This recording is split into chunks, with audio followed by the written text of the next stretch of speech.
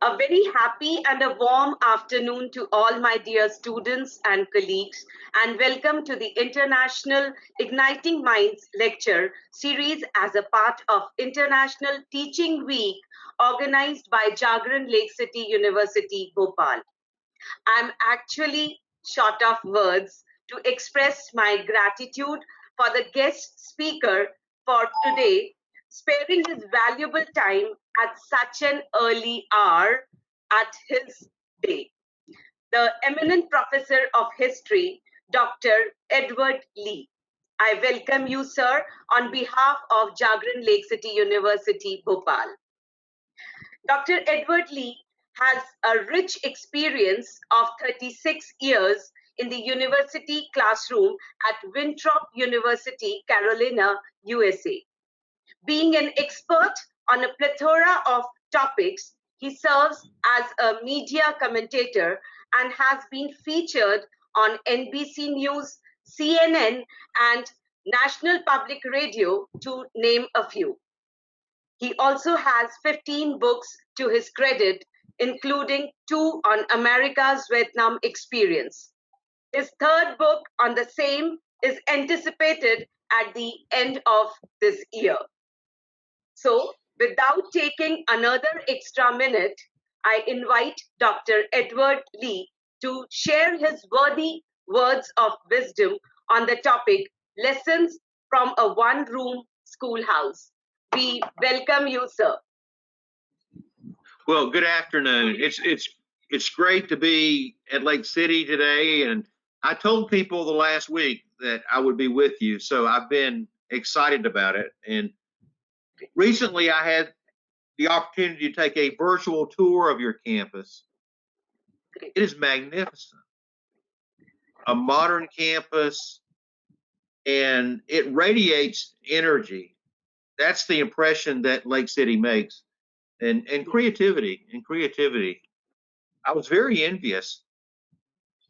After we have won our war against the coronavirus, COVID-19, I hope to come to Central India and be there with you at your global university. So we'll plan that, and hopefully that will not be too far in the future.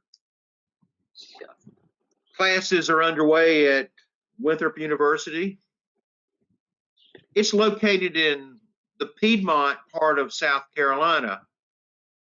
The largest city near it is Charlotte, where the Carolina Panthers football team is. Our university, when you contrast that with our university with Lake City, we began in 1886. Our buildings are very, very old, and we have 6,000 students. And for the last 2 weeks, I've been teaching just online, but they kind of drifted back yesterday. All of them in mask, practicing social distancing, you understand. So we think of you because you're experiencing some of the same challenges that we're experiencing here in the United States. It's an honor for me, though, to be with you for International Igniting Minds Lecture Series 2020. As scholars and students, our work continues even under challenging conditions. This afternoon, my comments, as you mentioned, are entitled Lessons from a One-Room Schoolhouse.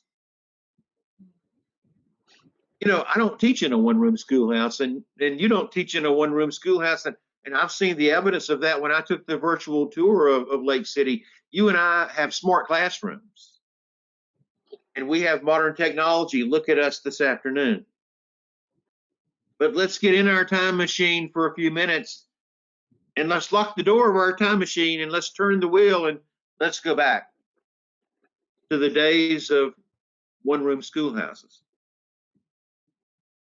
The lessons that I'll discuss with you this morning or this afternoon, it's the wisdom that I have pulled from my grandmother's experience as the one teacher in that one-room schoolhouse. In the 1890s, my grandmother, Victoria Sanders, taught in one of our one-room schoolhouses. It was completely wooden.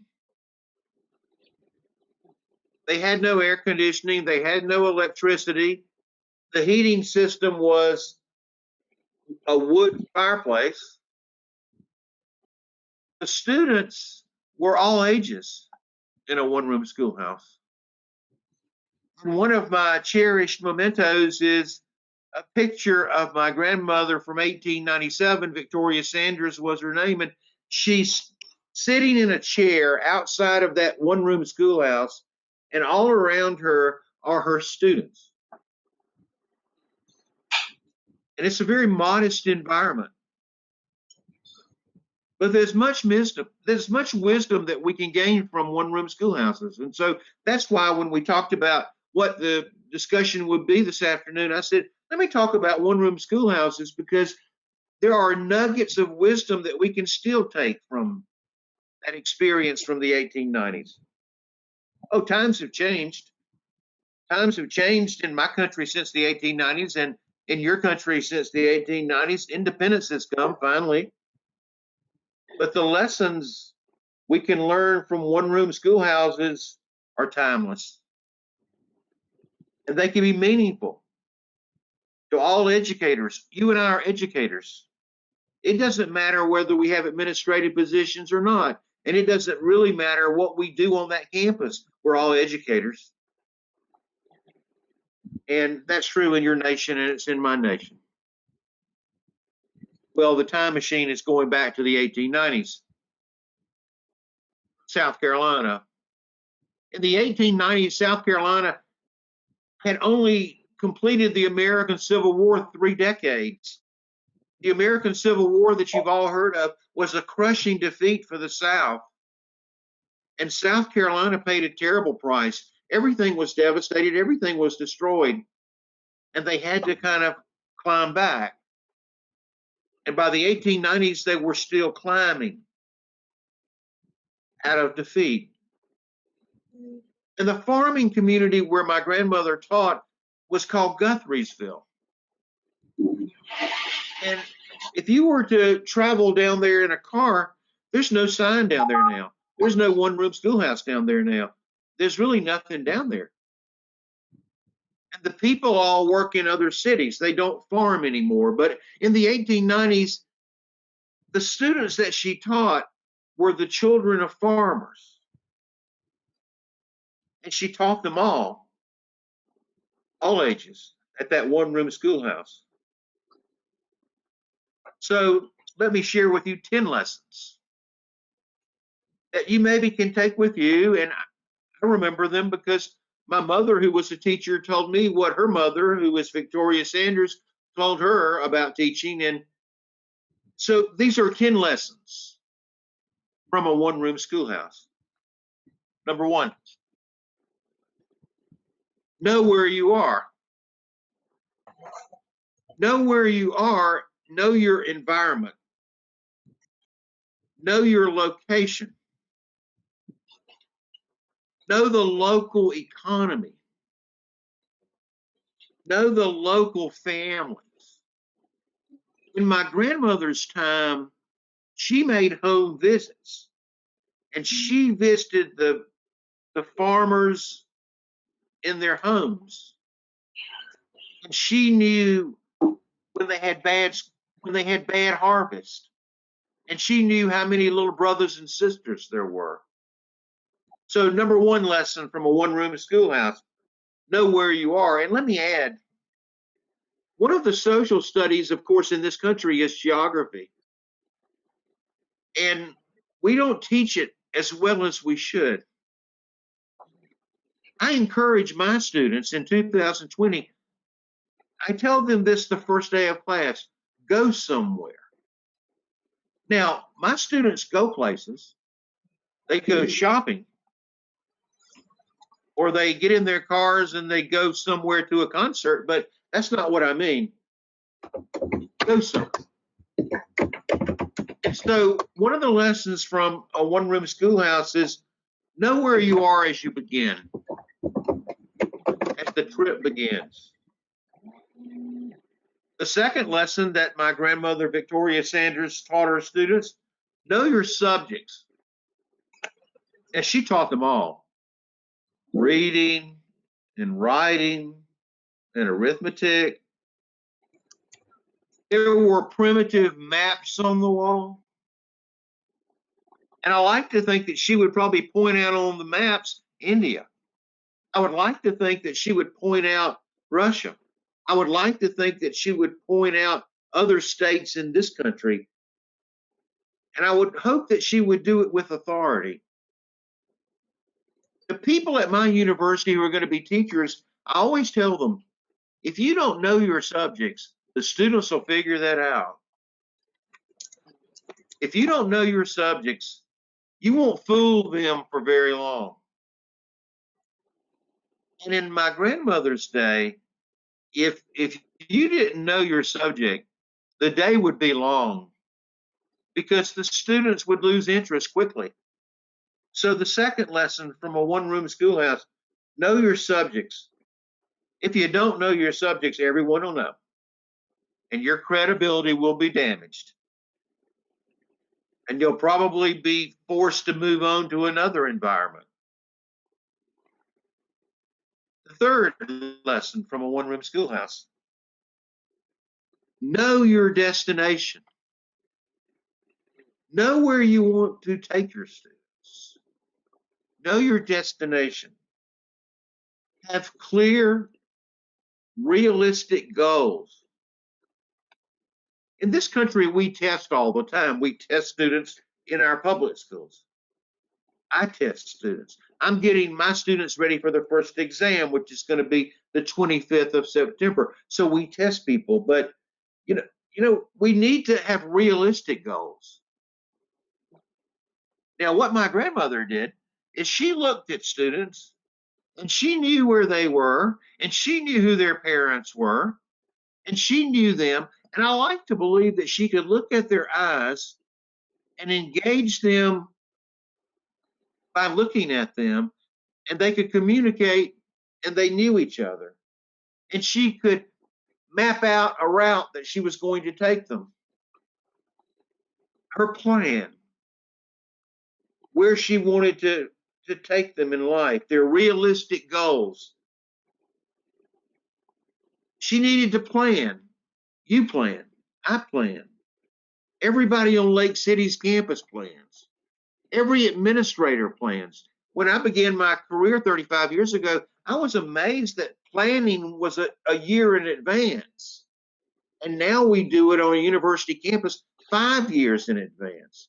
Well, in the day of the one-room schoolhouse, you know, they would do the best they could with planning, but they planned. They planned. And so know where you want to take your students. And let me add, the next lesson from a one-room schoolhouse, know how far each student can go. Know how far each student can go.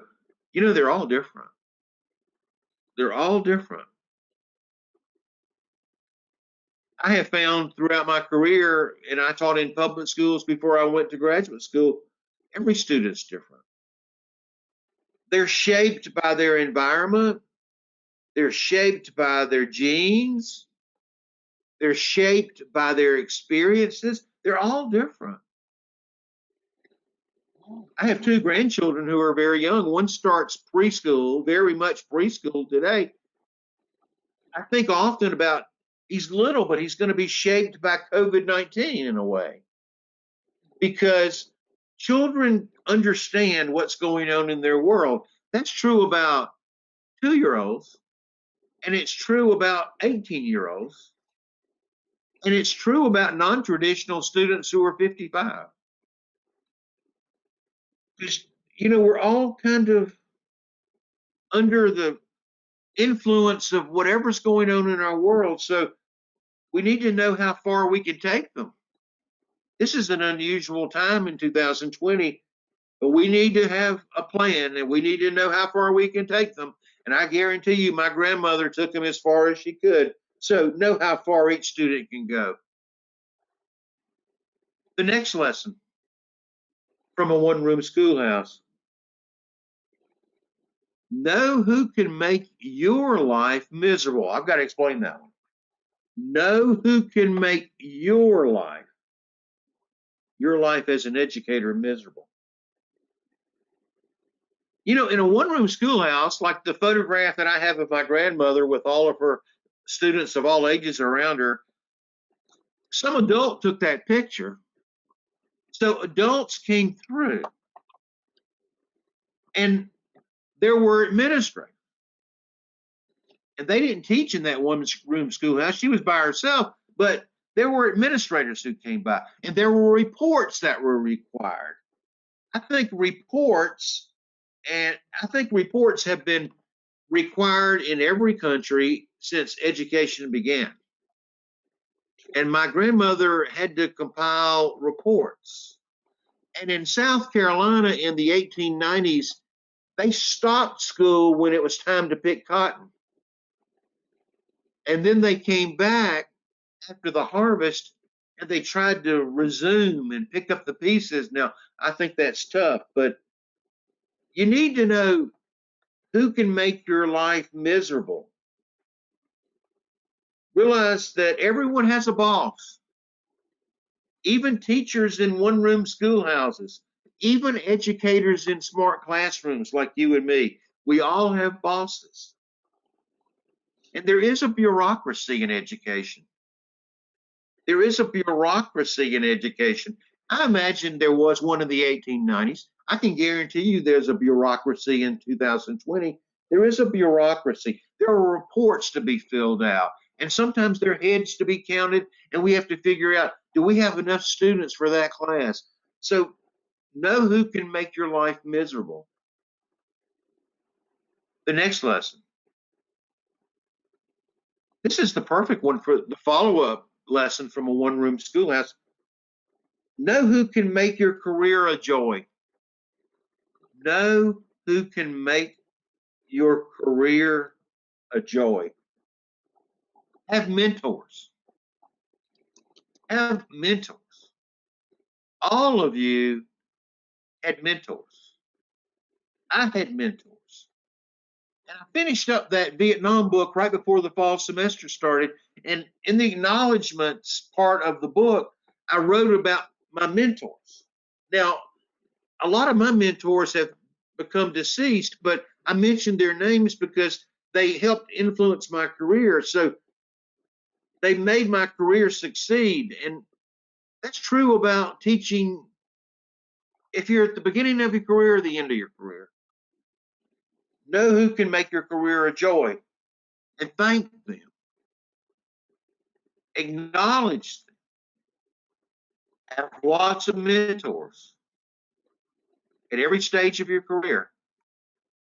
I'm on a promotion committee at Winthrop University, and it'll take time, and you've been on promotion committees, and you know how that works in India. And, you know, I'm reading the file on this professor, and as I read the file, I see letters from his mentors and how much they enjoyed working with him early in his career.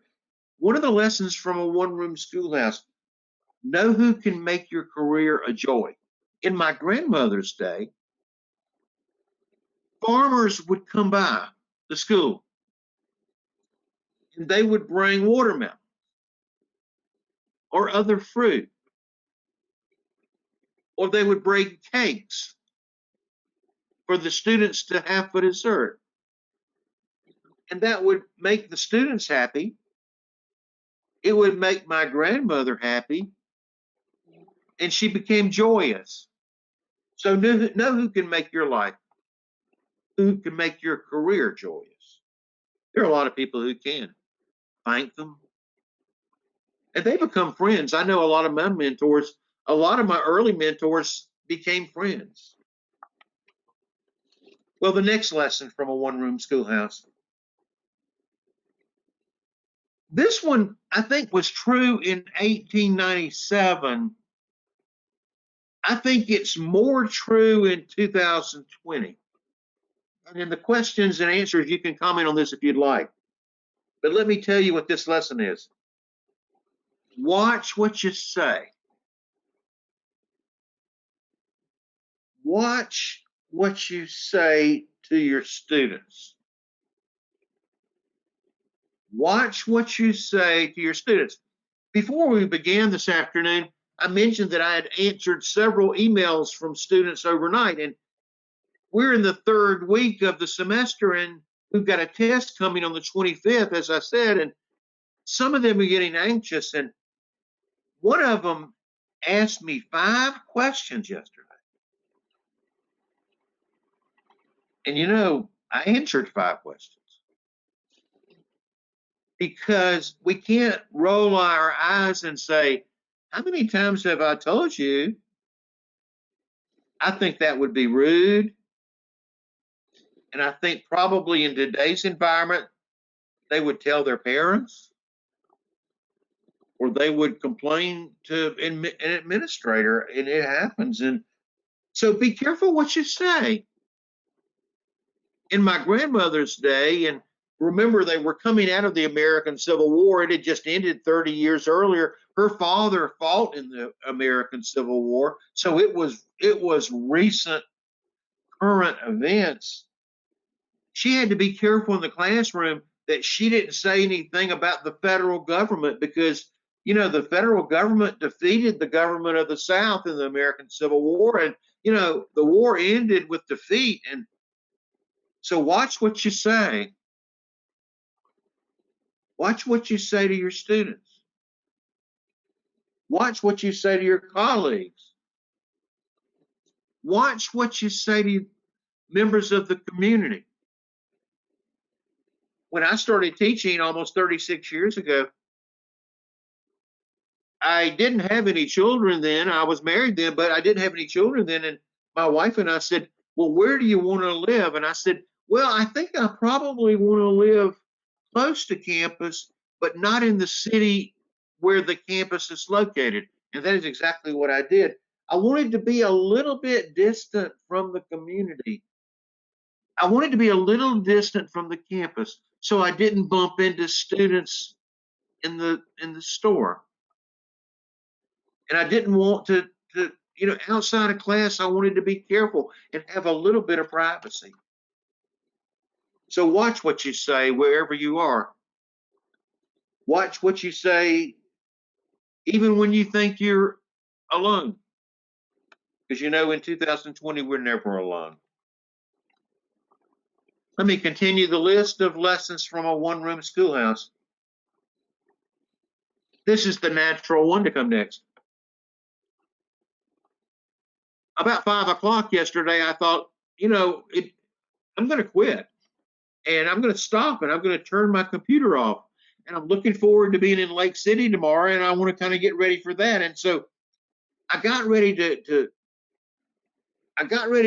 cut the computer off, and I just instinctively stopped. And I thought, you know it's 5 p.m., but maybe we're not through yet. And you know, we weren't. Because that 5th question from that student who had sent me 4 other questions all through the day, that 5th question came in. So another lesson from a one-room schoolhouse. You always have to be available. You always have to be available. As you and I were setting up this lecture, you know, you and I kind of did the test. Devonshield, you and I did the test at an unusual time. I mean, you know, we don't stop at 5 o'clock. I don't think my grandmother did. I don't think she stopped. I think she went to her home, and I think she lit a candle, and I think she sat there at a little desk, and I think she planned what she was going to do the next day, or she graded papers from that day. So that lesson is, your day's never over. Your day is never over. But let me end my 10th lesson with, this might be my favorite lesson from a one-room schoolhouse. Give your students something permanent. Give your students something permanent. My mother said that my grandmother, the teacher, gave them small gifts during the holidays. I don't think that's really what I'm talking about, though. It's okay to give them small gifts. And sometimes my students give me gifts, and I'm sure you've had the same experience. I don't think we're talking about that. The lesson is give your students something permanent. We're not talking about gifts you can hold in your hands. We're talking about knowledge. And even if you and I didn't have your modern campus, your award-winning campus, and my stately old buildings, even if we didn't have that, we should still,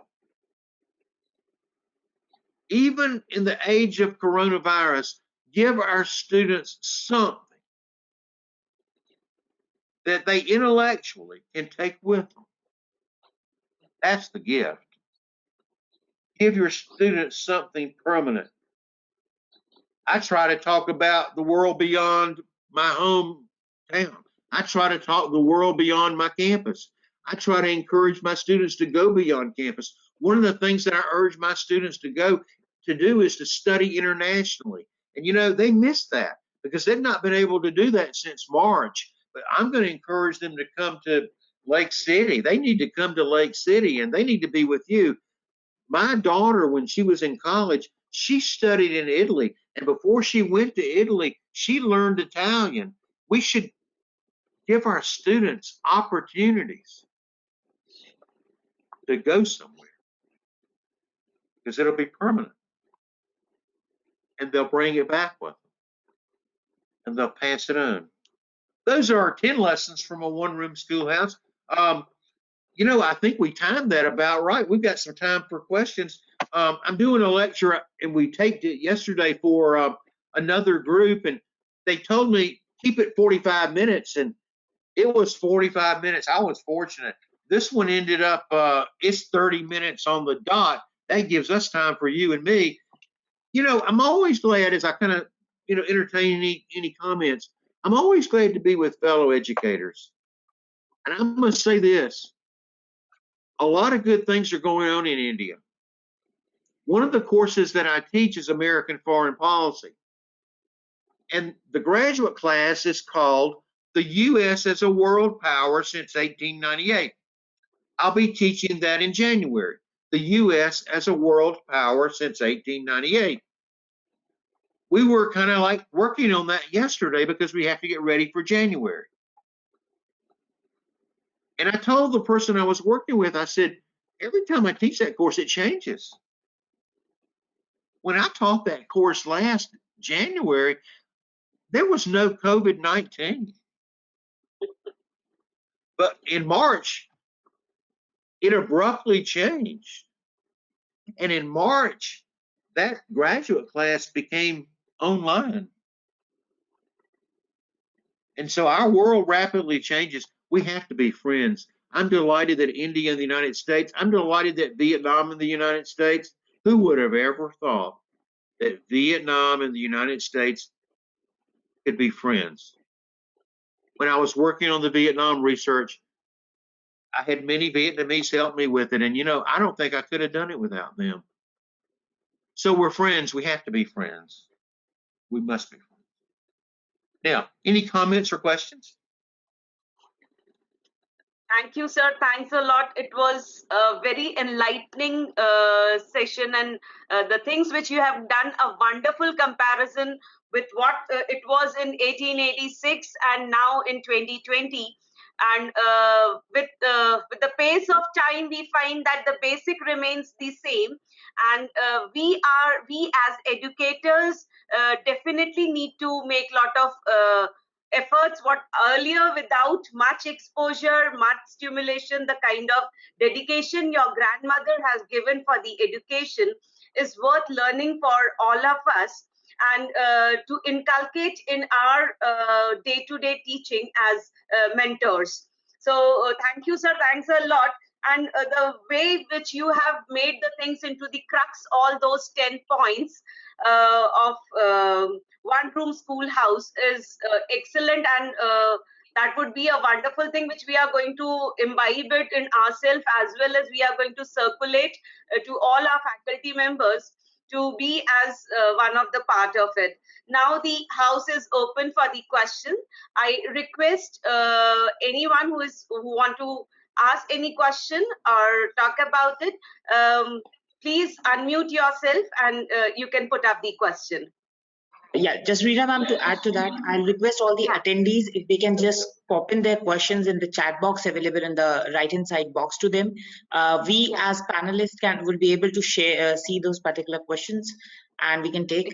By the time we are requesting the attendees to ask their questions, I have one question, and if Edward sir, if you may allow me to go ahead with it. Sure, go right ahead. Yeah, so thank you so much, sir. And I totally agree with Reena ma'am. Although that what you mentioned was something which your grandmother gave us, and now you yourself are a grandfather of two lovely grandchildren out there who will start their school in a very recent time as well.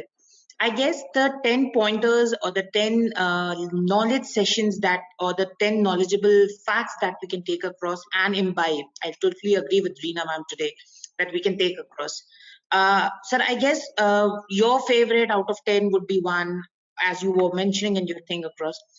I guess my personal favorite happens to be the last one which you gave, that we should give our students something permanent, which has not to have a necessity of being into a physical format.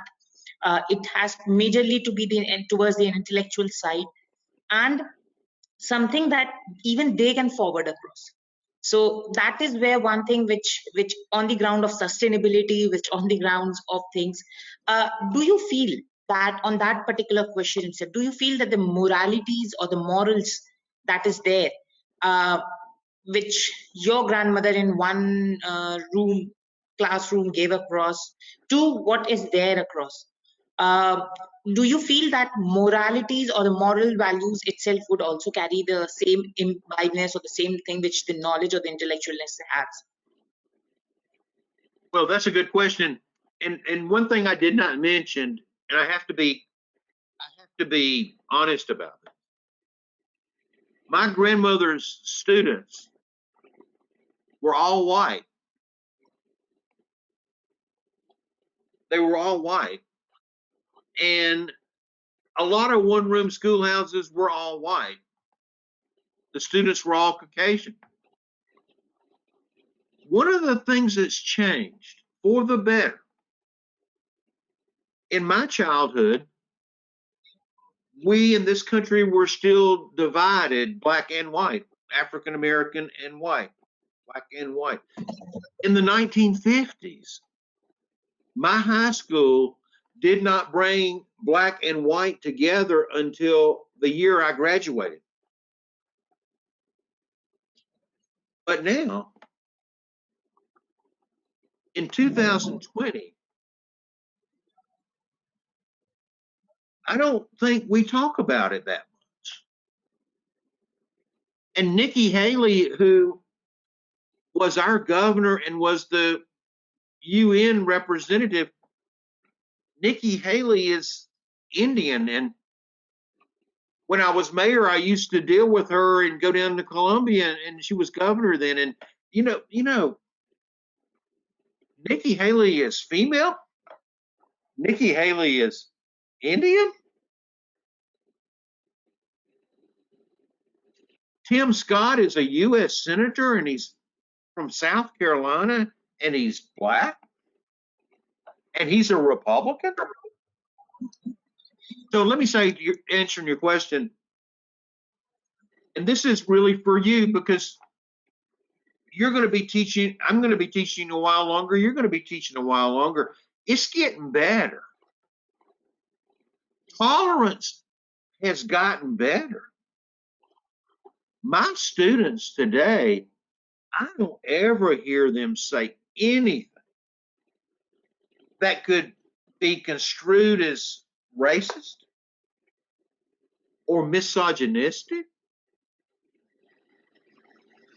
or intolerant of anybody for his or her sexual preference. I don't ever hear that. That's refreshing.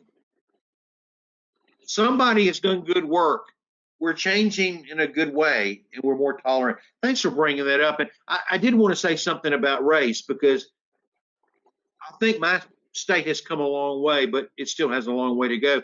If you watch the evening news tonight when you go home, you'll know that.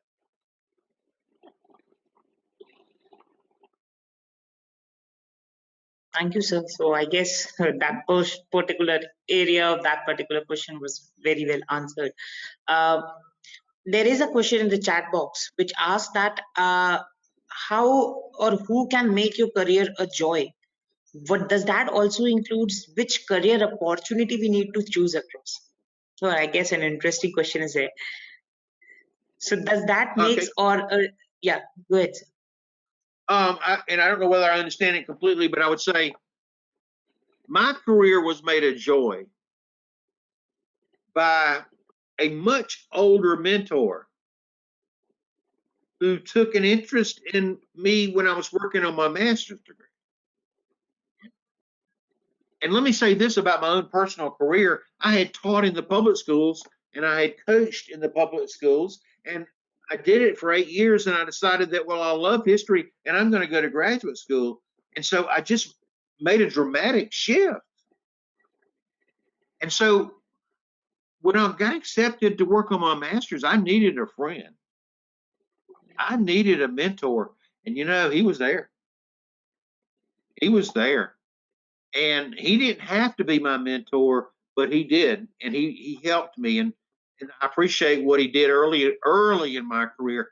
I've tried to do that for my students, and I'm sure you do it for your students. You know, there might be that student who needs you. And so when I see that, I try to be their mentor. And if they don't like it, then they don't have to take that. But you know, but I want to offer them that, and you do it. I'm sure you do it. I was mentored at an early point of my career. Thankfully, it made me joyous. Yeah, thank you, sir. And I hope the question would have been very. The next question is in relation to the third knowledge that we learned from the one school room that is there, is know your know the destination of the students. So how can, like, for example, we are teaching in a class where is a bunch of students out there. So as teachers, how can we take a particular prospect that which student and that how that particular student has to be directed into which direction? Your a couple of more insights on that particular thing. Yeah, that's great. Before we started this afternoon, I mentioned that, you know, teaching online is different. I prefer being with them, in the classroom with them, because when I'm with them, I walk around. Oh, there's a lectern in the front of the classroom, Devonshu. There's a lectern there, but I don't hug it. You know, I walk around and I engage their eyes. And if they don't want to look at me, I call them. They don't like that initially, but they get used to that. So in a classroom of 40 students, I size them up early. I walk around, and if there's somebody not paying attention, I don't embarrass them, but, you know, I call on them. And the way I handle that is this way, and I'm sure you do the same. And Rena, I'll use you an example.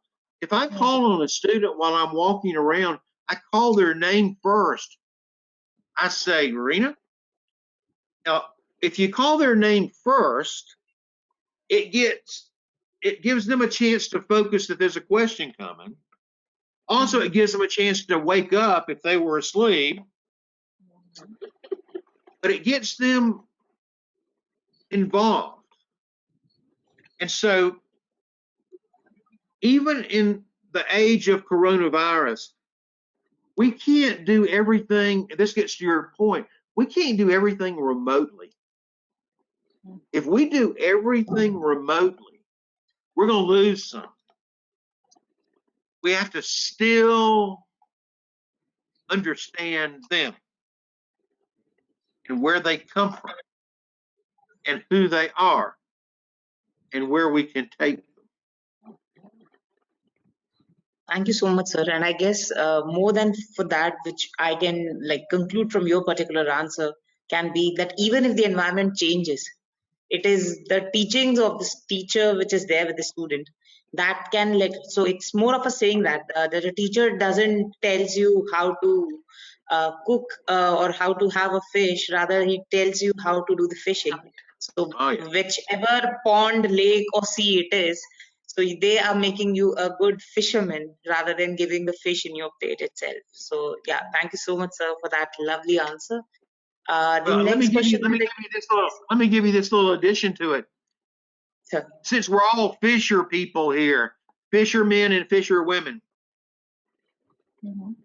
not everybody can do it. Now, I have seen people who teach at every level, at the university level, at the 10th grade level, at the lower levels. They shouldn't be in the classroom.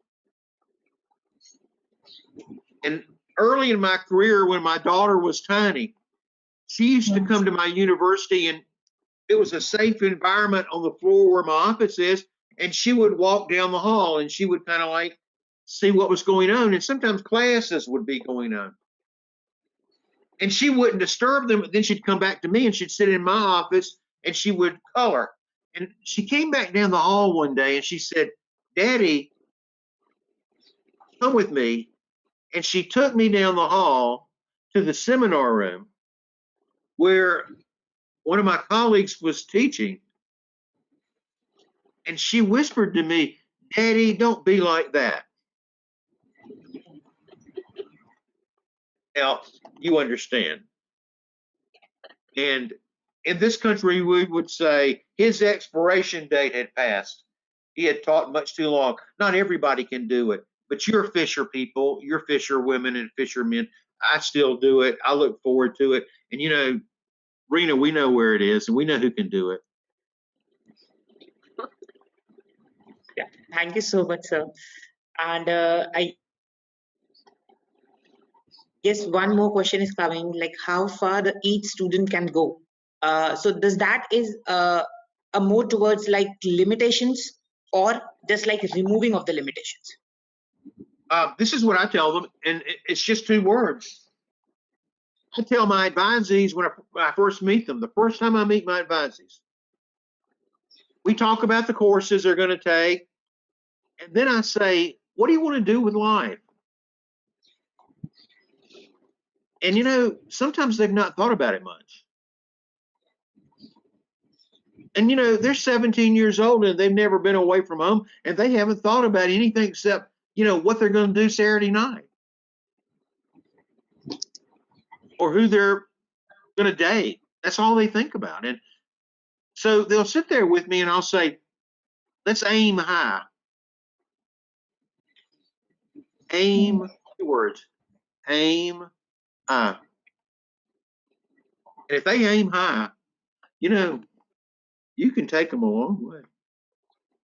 If they aim high, you can take them a long way. Very well answered that, sir. We have one more question regarding your first lesson. How does knowing your environment helps in your career? Well, the place where my grandmother's, and this is a great one to end with because it gets us back to where we started. You know, what a great discussion this afternoon before your day kind of pauses, and I'm sure your day's not over. That was one of the lessons from a one-room schoolhouse, and my day continues. You need to understand where you are.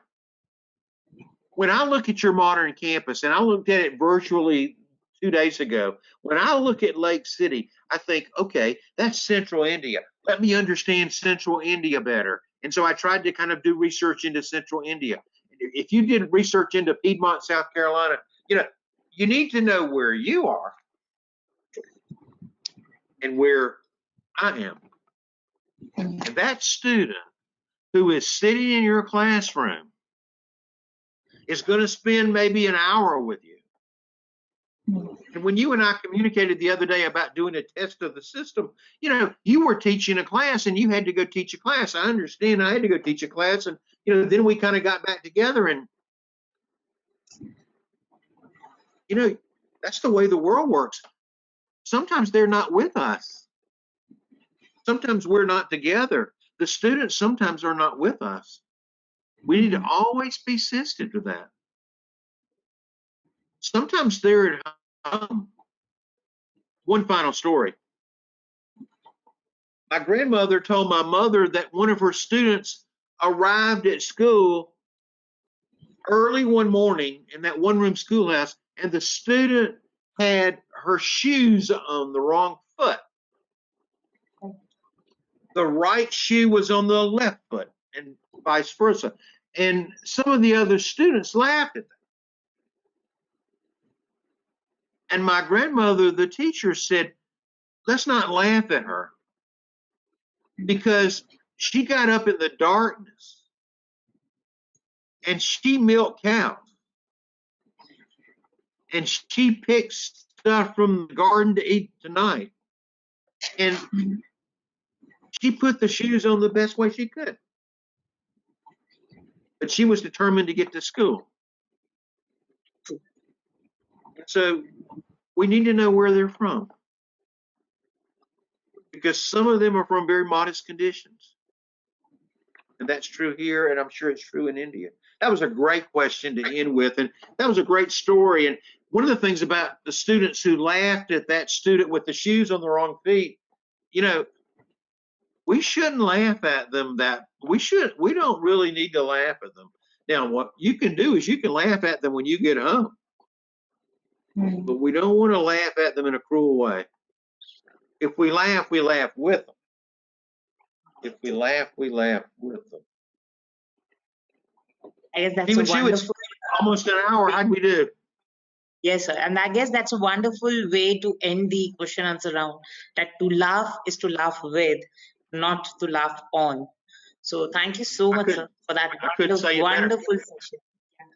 Even can you or somebody get a picture? We're going to put it on that Facebook page. Yes, sir. I'll do that. I'll share it with you as well. So I've been taking this screenshots. I'd love to have that. I'll tell you why I want to do that. I did it last time I was with Lake City. Let me tell you why I do that. My granddaughter, who is 4, she says, Granddaddy, what do you do? And I tell her that I teach big children. And she's amazed that big children go to school. So what I'm going to do is I'm going to tell her that, well, I taught big children in India today. And actually I'll say, and their colleagues. And they teach big children. And you know, she'll learn that. And that'll be a lesson that she learns. So that picture would be helpful. And if you can do it, and you know how to do it, and it's good to have all of you as friends, and we'll keep in touch, and I will come see Lake City. I won't have to take a virtual tour next time. Please stay safe. Please stay safe. We're trying to stay safe and healthy here too. Exactly. Professor, go ahead. Devanshu, if I may ask a question to sir. Yes, please, I guess that will be the last question, so because it's his time across. So yeah, go ahead, sir. Right. That's fine. Go right ahead. Go right ahead. Professor Lee, which direction do you see the U.S. presidential elections heading? Oh, what a great one! You know what? I got to tell you this. I'm a historian, not a political scientist.